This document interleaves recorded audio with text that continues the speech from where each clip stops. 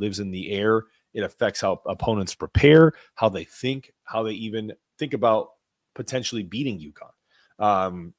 Is it too daunting of a task? Probably. We just talked about it being almost a 30-point spread. From Rebecca Lobo to Sue Burr to Diana Taurasi, Maya Moore, Brianna Stewart, and now Paige Beckers, UConn has been the standard, not just in women's college basketball, but in how programs are built, how players carry themselves, how coaches demand excellence. And what's fascinating is how that legacy continues to evolve. Gino has built something of a dynasty, built a dynasty that still makes opponents pause. Even without having won a title in almost a decade, he's not just coaching a team, he's managing expectations, managing history, managing pressure, and the weight of being the measuring stick for the sport.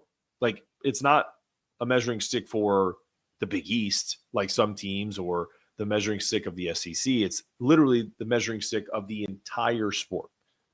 31 straight Sweet 16s, 11 national titles, 15 of the last 16 Final Fours, 30-plus years of relevance, 40 years of being in one place, the dominance and the cultural impact that he has created at this place is unmatched.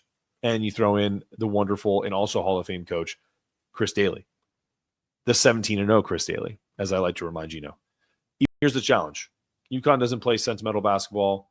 They don't sit back and let you, try to get your feet wet, get yourself, I'll just give you a good example of what I thought, totally different teams, totally different, essentially two different sports, even though it's men's and women's. Like, I know Florida just beat UConn, but there was a sense that UConn could win that game because of how Florida almost allowed UConn to get comfortable and allowed them to confuse Florida with their intricate offense, to play a little bit more pressure defense than they probably thought they were going to get. Even though they knew that UConn was a back-to-back title champion and wasn't going to go quietly, they kind of had this aura of eventually our talent will take us over the top.